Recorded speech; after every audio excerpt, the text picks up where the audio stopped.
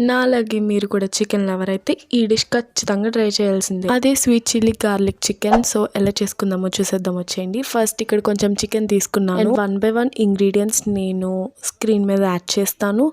So మీరు note చేసుకొని ఖచ్చితంగా ట్రై చేయండి.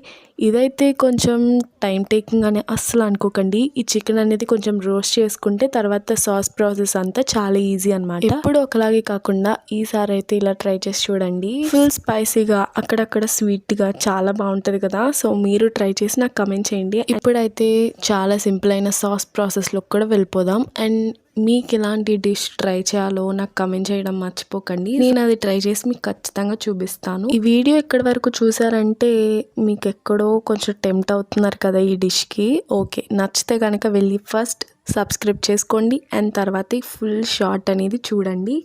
అండ్ సబ్స్క్రైబ్ చేసుకున్నారో లేదో కూడా కమెంట్ చేయండి. అండ్ ఈ డిష్ ట్రై చేసి కమెంట్ చేయడం మర్చిపోకండి.